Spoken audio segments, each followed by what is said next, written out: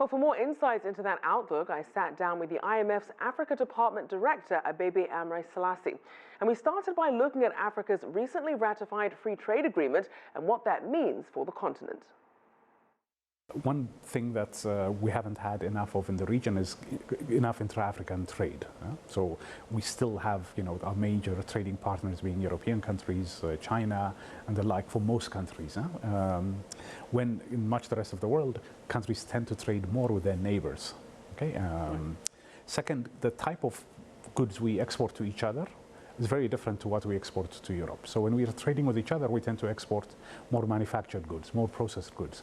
When we export to Europe or Asia, it tends to be natural resources, raw materials, commodities. So we're very, very hopeful that once fully implemented, once the tariff barriers are lowered, there will be much more trade within countries, facilitating more manufactured type of goods, more services being traded across borders.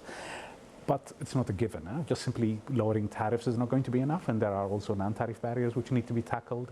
There are physical barriers. I mean, not enough connections between countries, not enough infrastructure that connects our countries. So those also have to be addressed going forward. But as an initiative, frankly, it's one of the things that we all Africans can be incredibly proud of this year and, well, the last couple of years. Now, something else that we saw in the report was the difference that we're seeing between growth rates in resource-intensive versus non-resource-intensive countries. Why is it important to look at that? A big factor in that has been that the commodity exporting countries were hit by lower commodity prices, were affected by lower commodity prices, and that, of course, meant lower economic activity for countries and a drag on growth.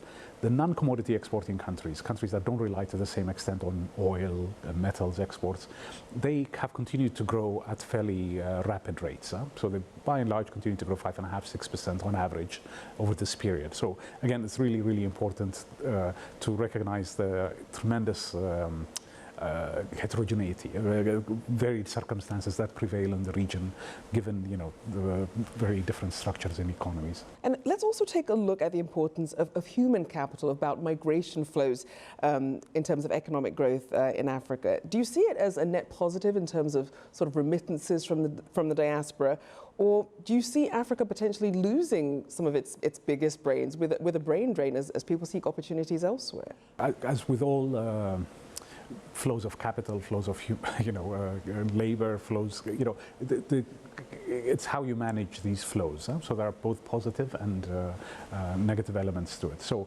indeed, I mean, if a country is losing a lot of its educated people, its doctors, its nurses, that puts quite a lot of strain on countries, on resources. You're educating these people, and when countries need qualified human capital, so it can be quite a significant brain drain, offset somewhat by the remittance flows that these people may be sending back.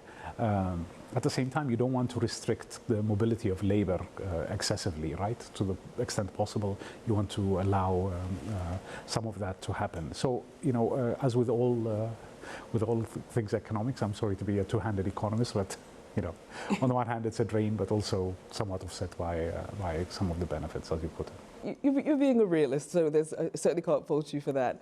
Obviously, when a lot of people look at Africa, they see this very young population, but as with a lot of other parts of the world, youth unemployment particularly high in some of the biggest economies. You're seeing 25% unemployment in South Africa. You're seeing underemployment as well.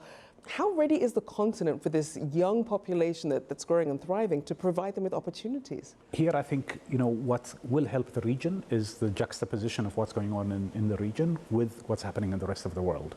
So by 2030, 2035 at the latest, half of the annual increase in the global labor force will be happening in sub-Saharan Africa. This is happening because because there's a lot of young people that are going to be, reaching working age population in Africa, but also in much of the rest of the world, you're going to be seeing a decline in the working age population. This has already started happening in many European countries, in Japan, of course. But it will be spreading it to more and more countries. So the pool of talent, the pool of labor globally, meaningful supply of labor is going to be available really only in sub-Saharan Africa in abundance. So this juxtaposition should also, I think, help the region.